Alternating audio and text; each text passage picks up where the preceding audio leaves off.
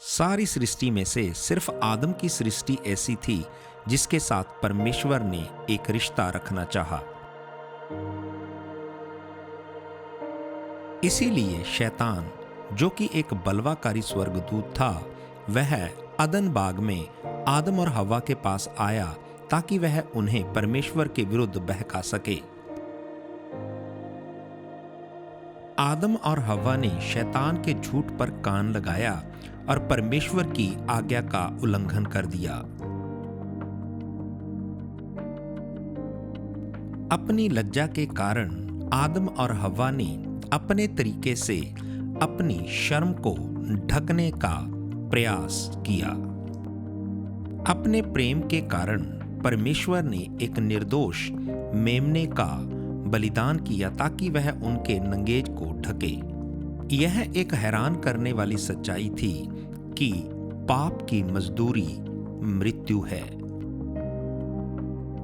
यह उस आने वाले मसीहा की प्रतिज्ञा थी जो आएगा और शैतान के सिर को कुचल देगा और पाप के कारण जो रिश्ता परमेश्वर के साथ मनुष्य का टूट चुका है वह उसे पुनः स्थापित करेगा। अपनी अनाज्ञाकारिता के कारण आदम और हव्वा को अदन बाग में से निकलना पड़ा और अपने पाप के परिणाम के स्वरूप वो एक कठिन जीवन बिताने लगे। रोमियो 5:12 हमें बताता है कि एक मनुष्य की अनाज्ञाकारिता के कारण पाप संसार में आया और जैसे ही पाप संसार में आया, इस संसार में मृत्यु आई क्योंकि सबने पाप किया। आदम और हव्वा के पाप के कारण इस संसार में सभी मनुष्य पापी उत्पन्न होते हैं जो परमेश्वर से दूर हैं। फिर भी परमेश्वर की इच्छा सभी मनुष्यों के साथ एक रिश्ता रखने की थी। उसने एक समाधान दिया ताकि सभी लोग उसके पास आएं और उसके मित्र बने। धर्मशास्त्र में हम उन मनुष्यों के बारे में पढ़ते हैं जो परमेश्वर के साथ चलते थे, परंतु परमेश्वर ने किसी पर कभी बोझ नहीं डाला। यह प्रत्येक व्यक्ति का अपना व्यक्तिगत निर्णय था कि वह परमेश्वर के साथ रिश्ता रखना चाहता है या नहीं। इस प्रकार कुछ लोग ऐसे थे जिन्होंने उसे स्वीकार कर लिया और कुछ ऐसे थे जिन्होंने नकार दिया। चुनाव ऐसे जिन्होंने उनका भविष्य तय किया। जैसे ही पृथ्वी पर लोग भर गए, उत्पत्ति 4 और 5 हमें विवरण देते हैं कि उस समय बढ़िया तकनीक से खेती होने लगी, पशुपालन बढ़ने लगा, औजार बनाए जाने लगे, लोहे के औजार बनने लगे, इमारतें बनी और संगीत का सामान बनने लगा।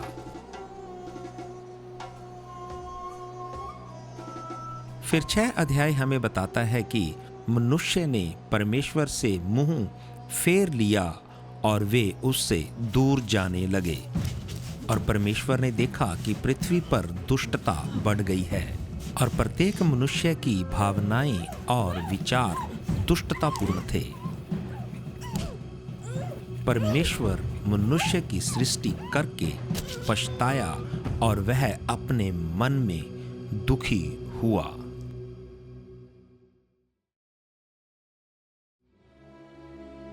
परंतु नूह एक धर्मी व्यक्ति था जो परमेश्वर का भय मानता था और वह अपने लोगों में से भिन्न था।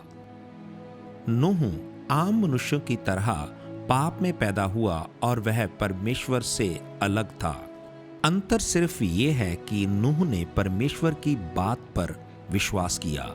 उसने परमेश्वर के साथ चलने का चुनाव किया और वचन हमें बताता है कि नूह के पाप क्षमा हुए और इसलिए वह धर्मी गिना गया और परमेश्वर ने उसे पूर्णतः स्वीकार किया।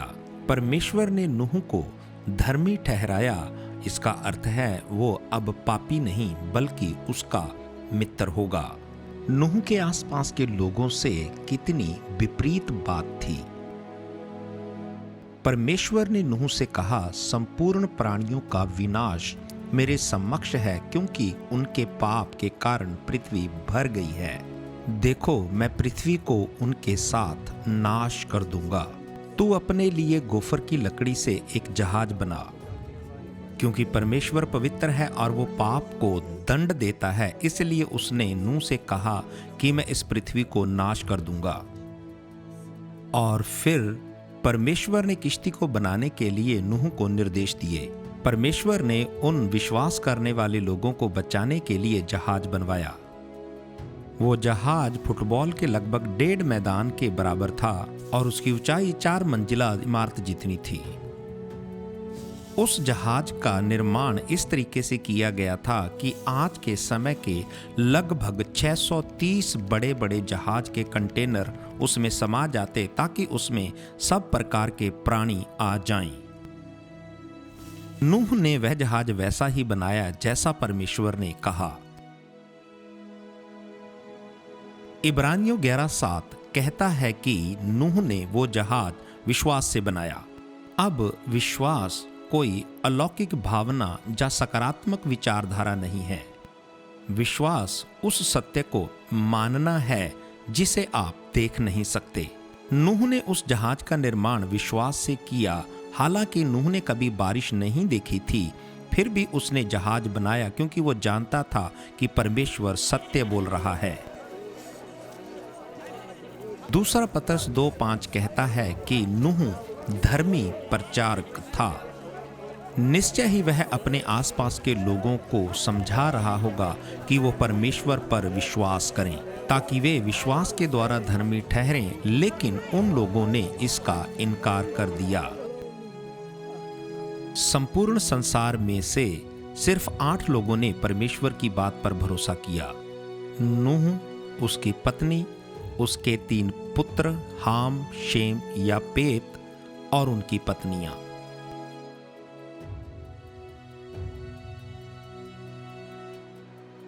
अक्सर सही और गलत का फैसला करना बहुत मुश्किल हो जाता है क्योंकि हम सोचते हैं कि हमारे आसपास के लोग क्या सोचेंगे, परंतु क्या होगा यदि ज्यादातर लोग गलत हों?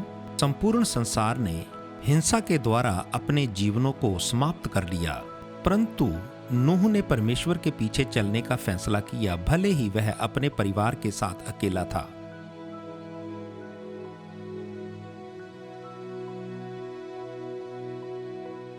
और आखिर जहाज बन गया और बाइबल हमें बताती है और उन सभी जीवित प्राणियों में से एक एक जोड़ा नूह के पास जहाज में आ गया और सभी जीवित प्राणियों में से एक एक जोड़ा उसके पास आया जैसा कि परमेश्वर ने आज्ञा दी थी।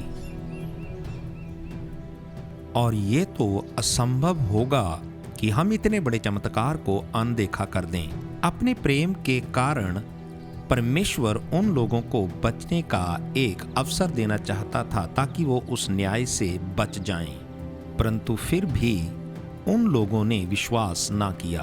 परमेश्वर ने अपने न्याय को 120 वर्षों तक रोके रखा, परंतु अब चुनाव करने का समय समाप्त हो चुका था।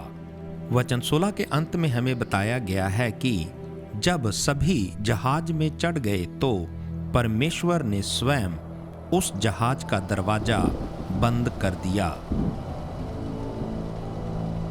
और फिर लिखा है कि बादल छा गए और परमेश्वर ने बाढ़ के दरवाजों को खोल दिया। और फिर उन लोगों ने जिन्होंने फैसला करने में देरी की, वे सोच रहे थे कि जब बारिश आएगी तो हम जहाज में चले जाएंगे, लेकिन समय निकल चुका था, जहाज का दरवाजा बंद हो चुका था।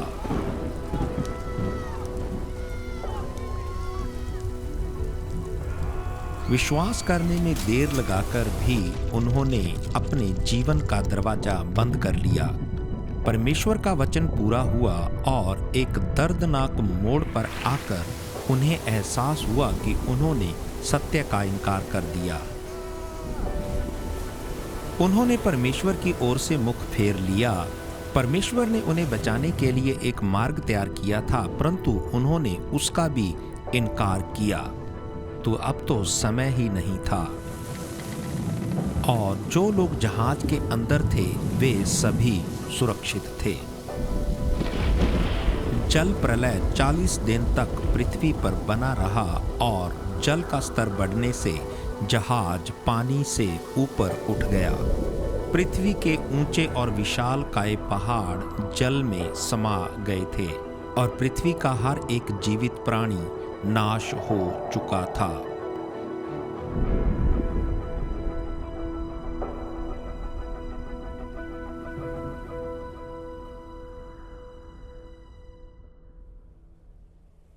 एक साल से ऊपर समय निकल गया और परमेश्वर ने जल स्तर को कम किया और नूह का जहाज अरारात पर्वत पर जाकर टिक गया। सिर्फ नूह और उसका परिवार ही जल प्रलय में बच पाया। जैसे ही वे जहाज में से बाहर आए, उन्होंने देखा कि वे नाश नहीं हुए, इसलिए नहीं कि उन्होंने कोई पाप नहीं किया था, परंतु वे इसलिए बच गए क्योंकि उन्होंने परमेश्वर की बात पर भरोसा किया था। जैसे कि परमेश्वर के न्याय से बचने के लिए जहाज ही उपाय था, और ये भविष्य की उस घटना की ओर इशारा करता है कि परमेश्वर संपूर्ण मानव जाति को बचाने के लिए एक मुक्ति का मार्ग तैयार करेगा।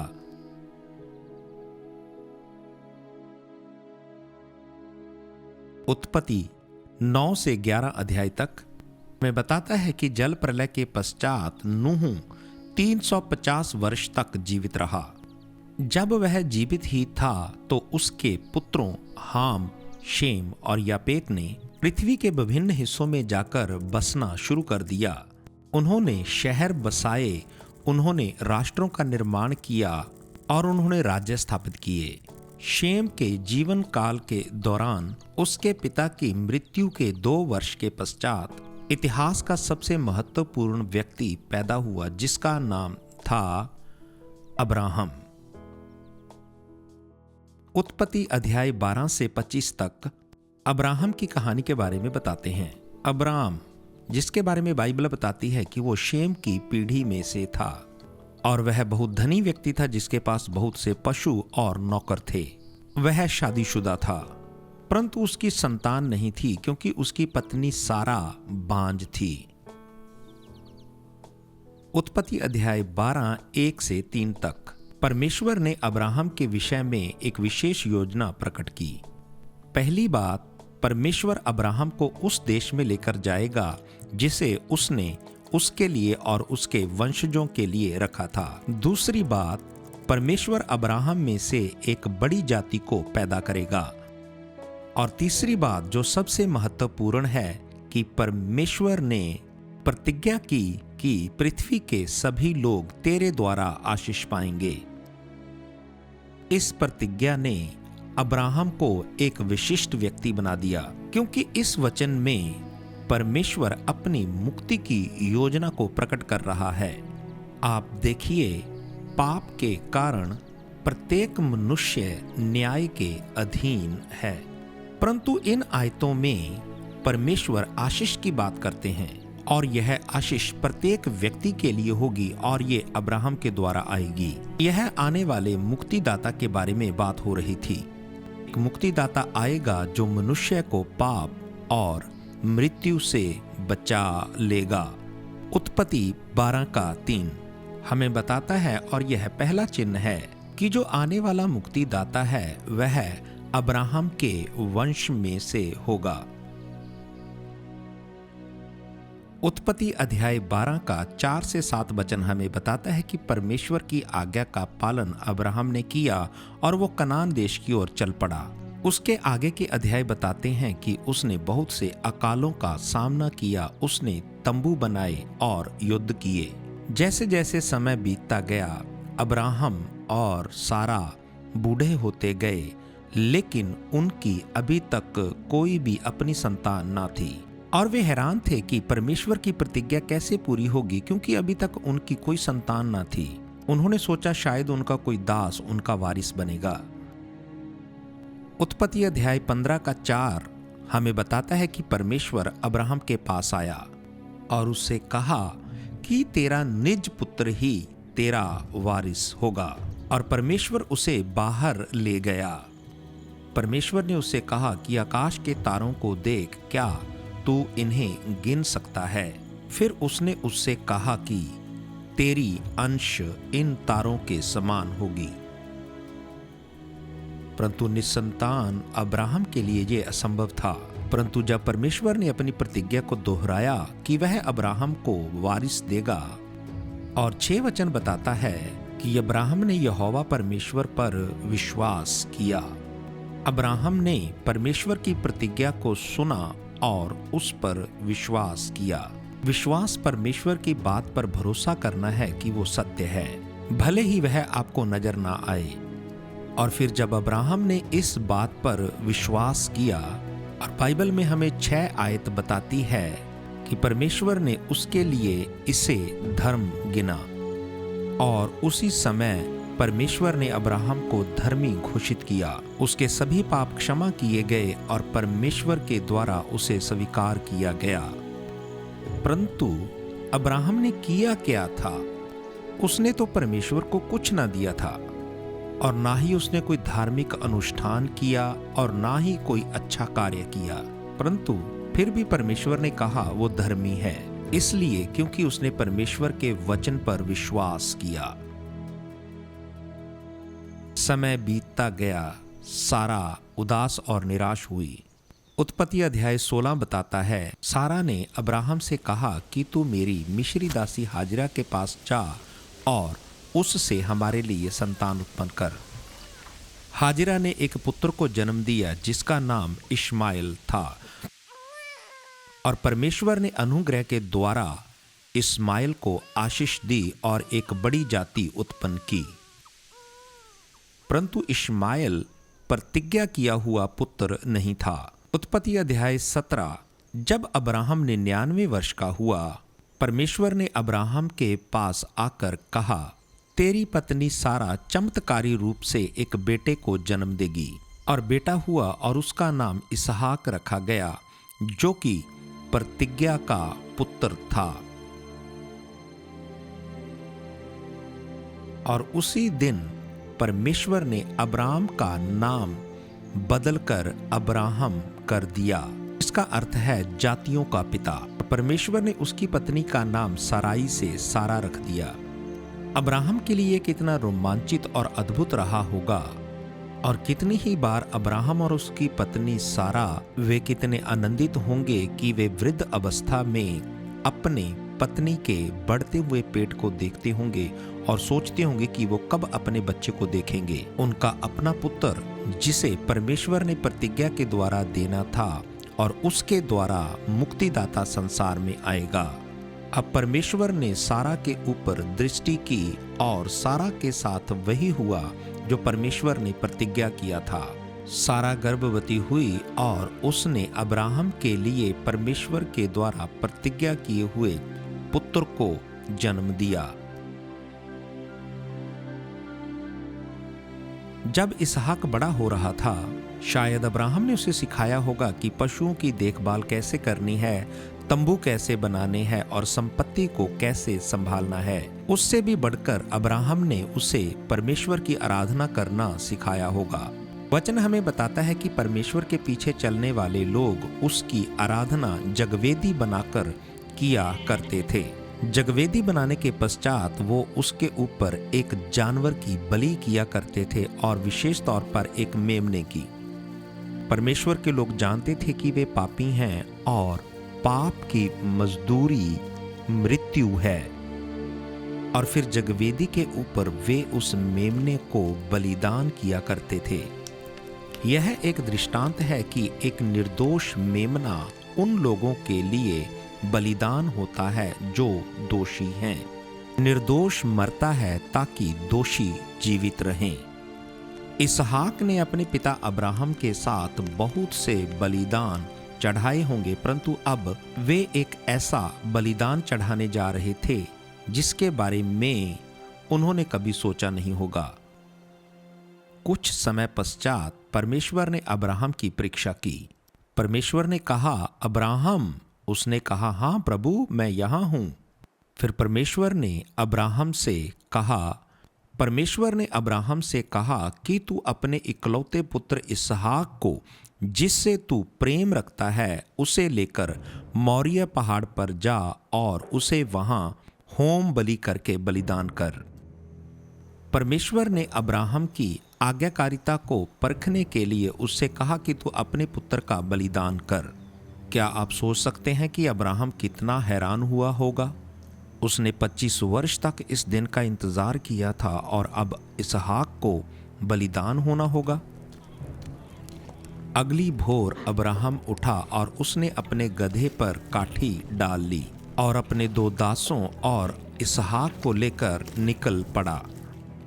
अब्राहम ने बलिदान के लिए पर्याप्त लकड़ियां इकट्ठी की और इसहाक को लेकर निकल पड़ा।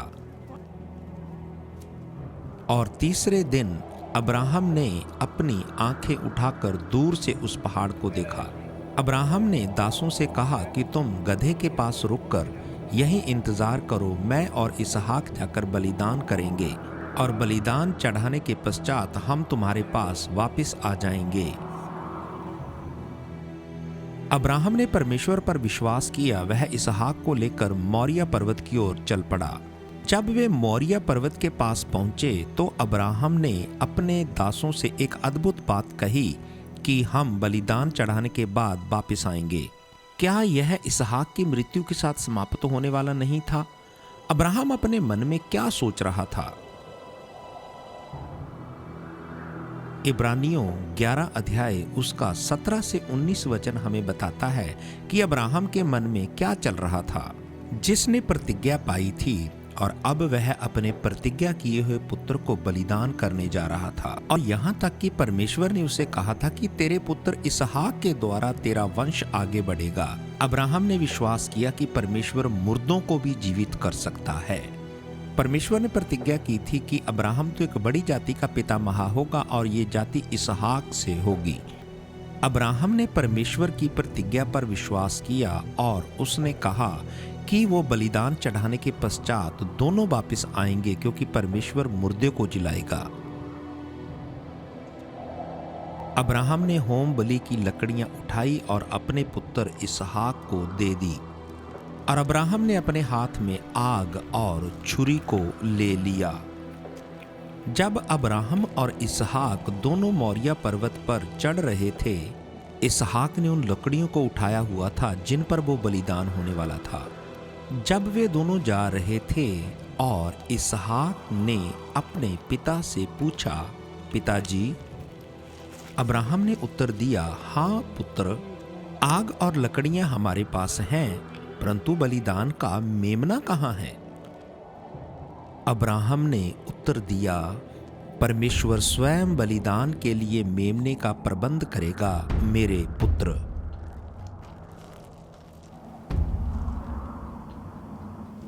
जब वे दोनों बलिदान करने के स्थान पर पहुंच गए तो अब्राहम ने बलिदान चढ़ाने के लिए लकड़ियों को लगाया।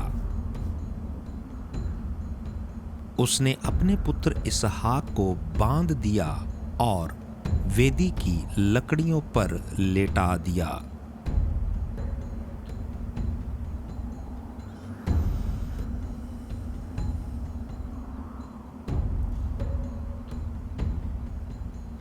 जैसे ही अब्राहम ने इसहाक को लकड़ियों पर बांधकर लेटाया और छुरी निकाली कि वह उसको बलिदान करे, परमेश्वर के एक दूत ने पुकार कर कहा, अब्राहम, अब्राहम, रुक जा, तू उस लड़के को कुछ मत कर, तू उस लड़के को बलिदान ना कर।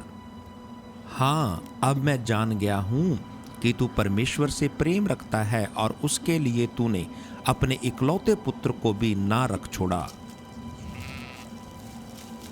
अब्राहम ने अपनी नजर उठाई और देखा कि वहां बलिदान चढ़ाने के लिए एक मेमना था जिसके सींग झाड़ी में फंसे हुए थे।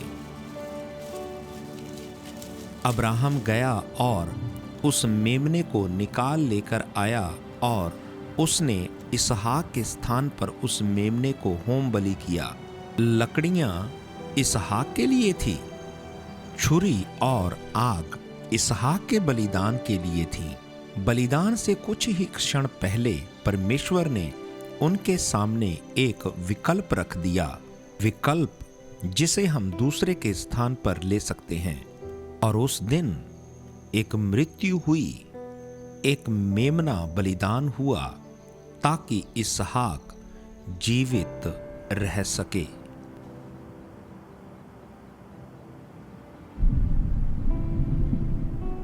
और स्मरण के लिए जिस स्थान पर वो खड़े थे, अब्राहम ने उसका नाम रखा।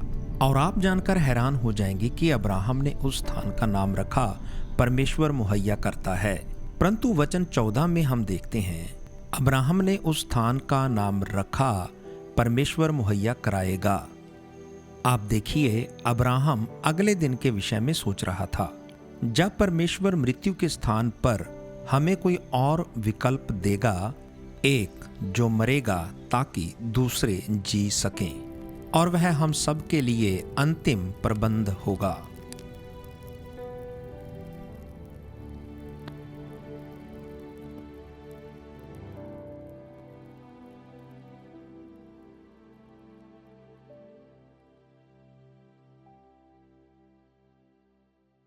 जैसे आदम और हव्वा की पीढ़ियों ने पृथ्वी को भरा, प्रत्येक के पास चुनाव था कि वे परमेश्वर की आज्ञाकारिता करें या ना करें। नूह और उसके परिवार ने परमेश्वर पर विश्वास करने और उसकी आज्ञाकारिता करने का चुनाव किया, जबकि बाकी संसार ने परमेश्वर से मुंह फेर कर पाप और बुराई को चुना। क्योंकि परमेश्वर पवित्र है, इसलिए पाप को सजा मिलनी चाहिए। परमेश्वर ने नूह से कहा कि वह मनुष्य की दुष्टता के कारण पृथ्वी पर जल प्रलय भेजेगा। चाहे कुछ भी हो, परमेश्वर ने अपने प्रेम के कारण एक मार्ग निकाला ताकि नूह और उसका परिवार जल प्रलय से बचे। जितनों ने विश्वास किया वे सभी लोग नूह के जहाज में चढ़ गए, और जितनों ने विश्वास ना किया वे सब नाश हो गए। और इसी प्रकार से आवश्यक है कि परमेश्वर आपके पाप का दंड आपको दे, परंतु अपने प्रेम के कारण परमेश्वर ने आपके लिए एक मुक्ति का मार्ग तैयार किया है ताकि आप बच सकें।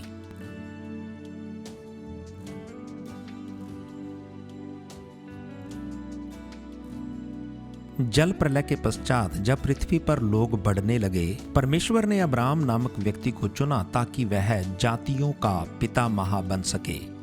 और ये वही महान जाति थी जिसमें से महान मुक्तिदाता पैदा होगा, और उसी मुक्तिदाता के माध्यम से सारी पृथ्वी के लोग आशीष पाएंगे। और ये आपके लिए आशीष की एक प्रतिज्ञा थी।